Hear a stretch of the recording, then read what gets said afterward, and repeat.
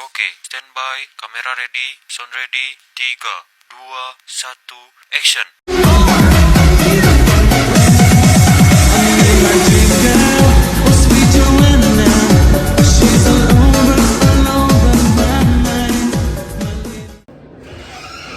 Assalamualaikum warahmatullahi wabarakatuh. Waalaikumsalam warahmatullahi wabarakatuh.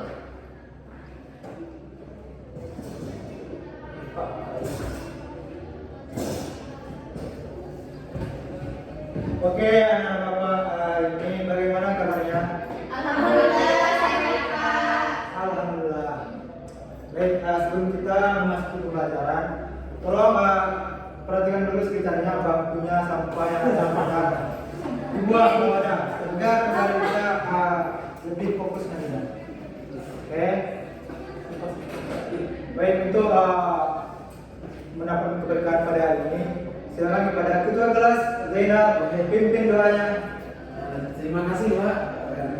Sekali ke Asma.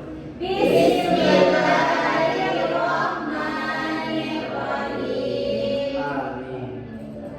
Baik.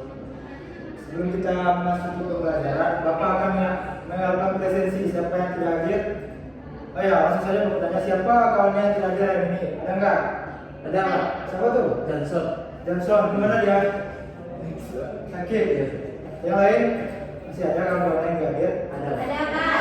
Siapa? Imal. Apa kabarnya? Keterangannya? Oh dia ada salah keluarga Pak. Oh ya. Berarti yang lain hadir ya? Hadir Pak. Ada satu lagi Pak. Siapa tuh? Ahmad. Muhammad, kemana dia? Kemana dia? Apa keterangannya? Ada keterangan Pak. Enggak ada keterangan. Nanti dihubung lagi kawannya. Pak. Oke. Sebelum kita masuk ke pembelajaran, Bapak ingin nanya dulu. Materi minggu lalu apakah masih ingat? Tentang apa? Siapa yang masih ingat? Enggak. Minggu lalu ya, minggu lalu. Ya. Apa tuh? Coba. Setelah jatuh Nabi Adam. Jangan dulu. Ya, keterangan beda betul. Untuk materi sekarang itu tentang Bapak ingin masuk pertanyaan dulu. Siapa kira-kira Nabi yang ke-19? Betul nggak? Ilyas, Nabi Ilyas Pak. Siapa nih, Pak? Ilyas. Coba hitung baik-baik. Nabi Bisa. Bisa, salah. Oke.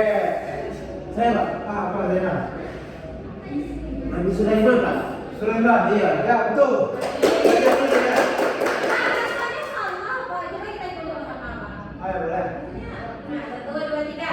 Adam, Idris, Nuh, Hud, Saleh, Ibrahim, Lut, Ismail, Ishak, Yakub, Yusuf, Ayub, Zulkifli, Suhaib, Musa, Harun, Daud, Sulaiman. Berapa Sulaiman? 18. Bapak sengaja itu 19. Bapak ingin menguji kalian. 18 berarti. Jadi siapa Nabi ke-18? Ada tadi.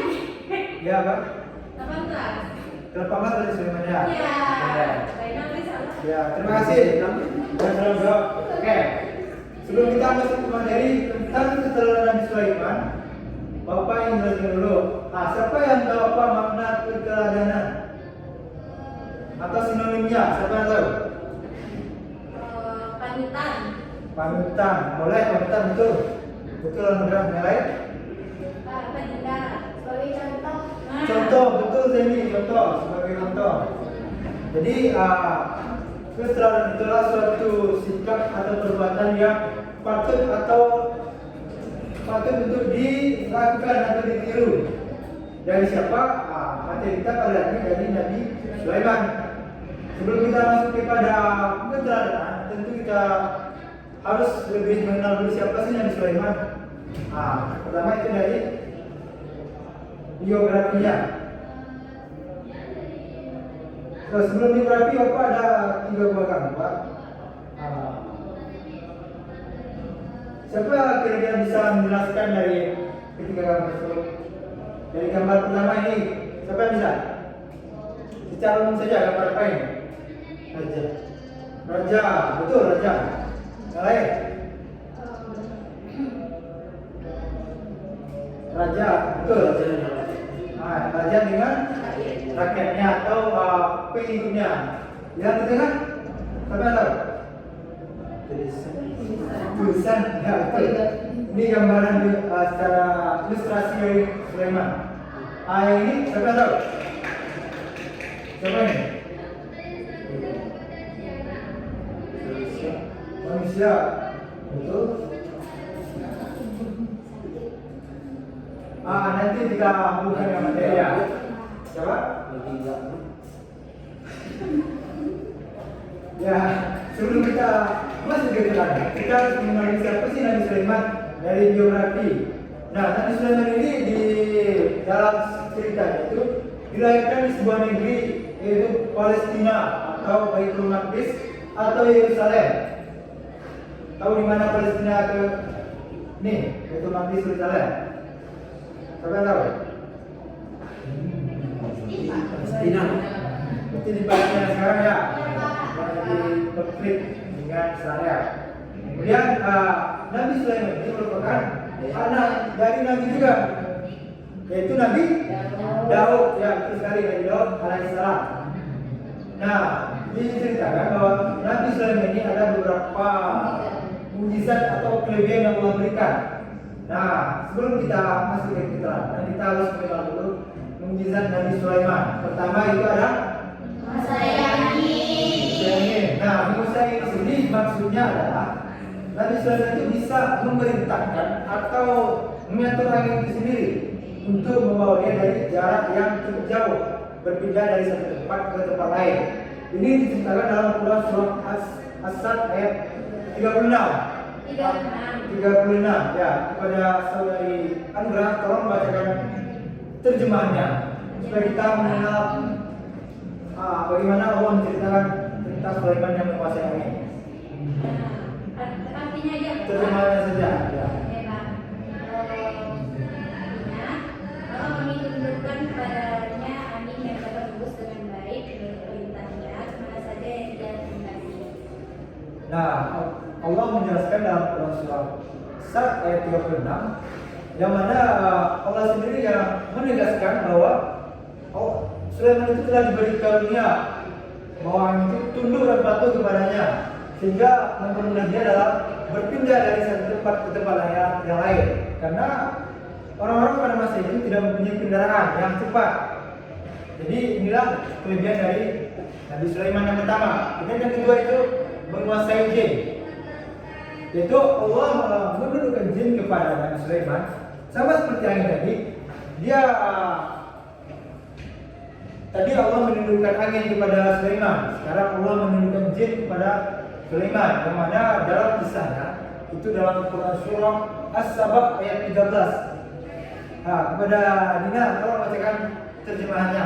Baiklah, terjemahannya yaitu berjalanlah wahai keluarga Daud sebagai tanda syukur kepada Allah dan sedikit sekali dari hamba-hambaku yang bersyukur. Nah, dari ayat tersebut Allah telah menundukkan jin kepada Nabi Sulaiman. Nah, jin ini apa gunanya bagi Nabi Sulaiman? Banyak sekali gunanya. Melalui jin ini Nabi Sulaiman bisa mengerjakan apa yang tidak bisa dikerjakan oleh manusia, dan juga mengetahui apa yang tidak diketahui oleh manusia, karena secara notabene jin dan manusia itu beda dimensi atau beda alam, sehingga Sulaiman bisa mengetahui dari dimensi manusia dan juga dimensi jin. Nah, itu kelebihan Nabi Sulaiman yang kedua. Kemudian yang ketiga itu dapat berbicara, tidak hanya sekedar berbicara tapi paham dengan saya juga bisa bahasa apa? Berarti ini enggak tahu. Oke, dapat berbicara dan paham dengan bahasa hewan atau binatang. Ini dijelaskan dalam Quran surah An-Naml ayat 19. Tolong bacakan saudari Zaini terjemahannya saja. An-Naml 19. Dan Sulaiman mewarisi ilmu dan kerajaan Daud, dan dia berkata, wahai manusia, kami telah diajari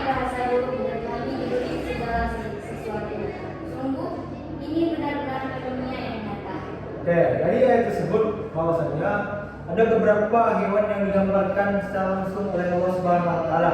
Di antaranya itu semut, burung hudhud dan binatang-binatang lainnya. Nah, kita masuk pada materi inti pada pertemuan kita kali ini. Apa sih yang bisa kita tiru atau kita contoh dari Nabi Sulaiman? Pertama, rasa malu pada Allah Subhanahu wa taala. Bapak memberikan kode karunia dan plus bukan plus banyak kurang. Siapa bisa menjelaskan secara hipotesis atau secara gambaran awal? Karunia plus banyak kurang. Apa maksudnya? Nah, namanya bingung semuanya. Oke, Bapak langsung Bapak jelaskan.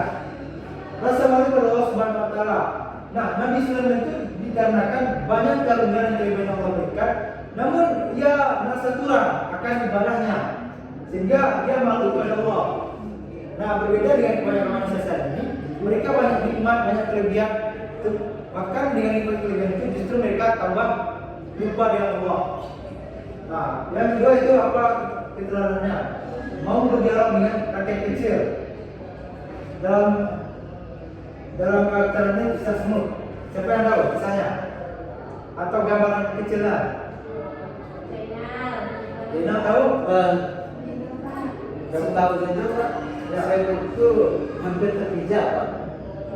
Ya, betul.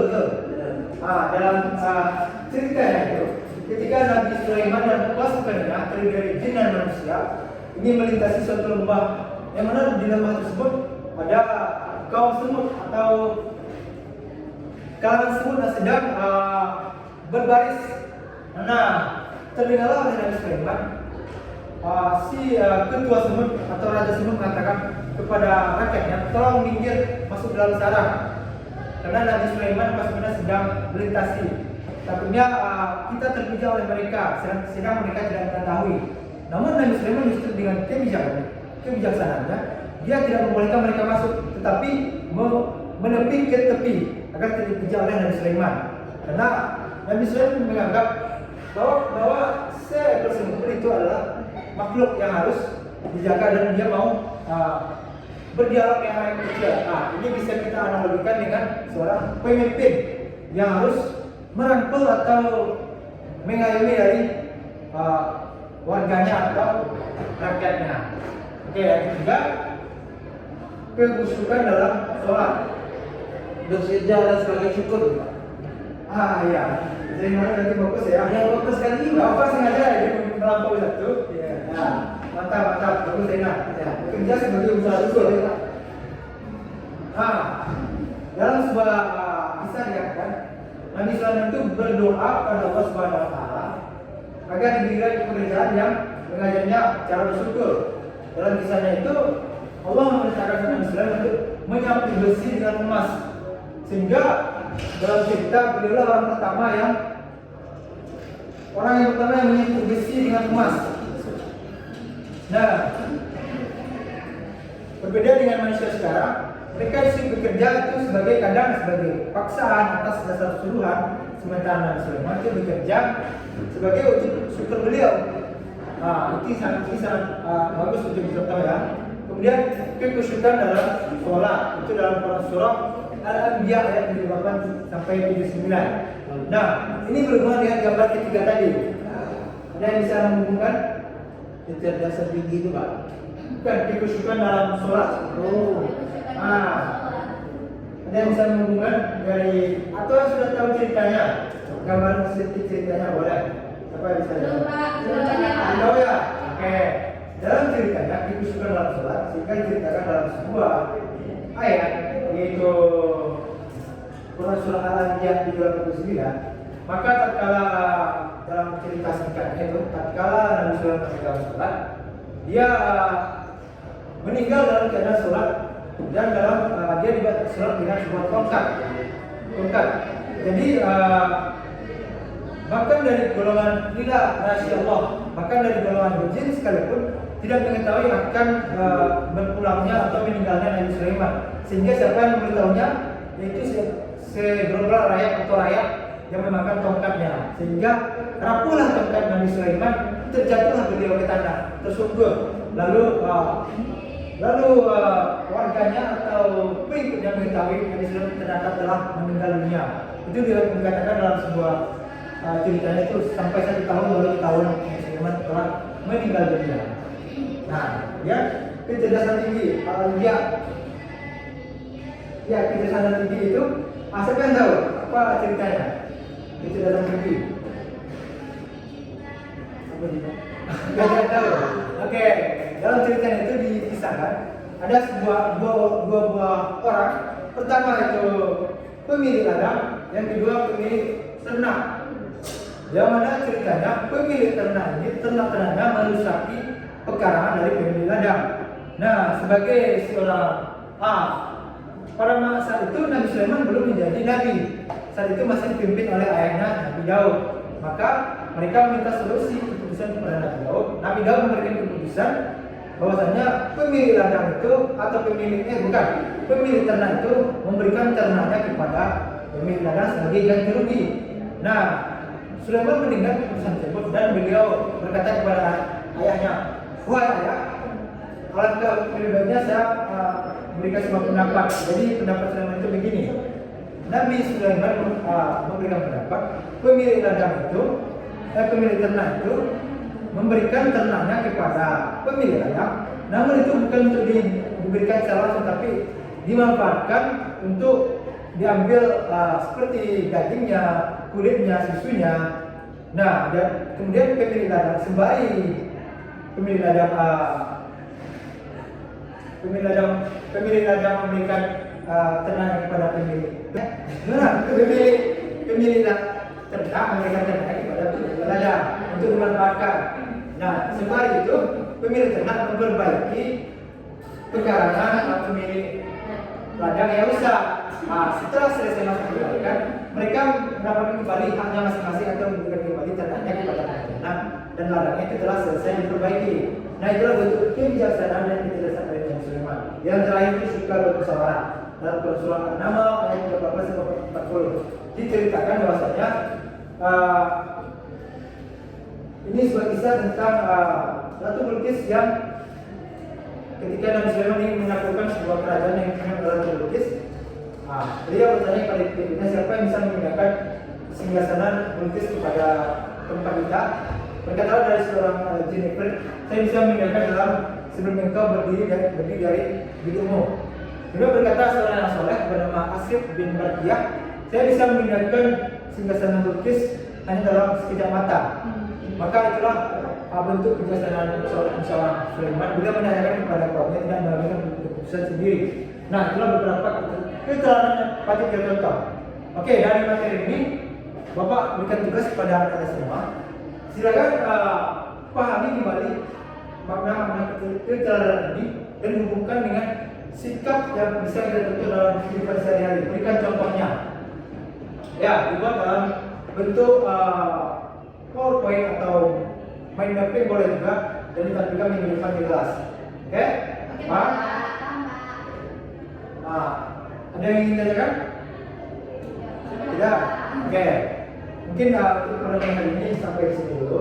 Coba minggu depan kita masuk kembali untuk menampilkan tugas-tugasnya. Oke.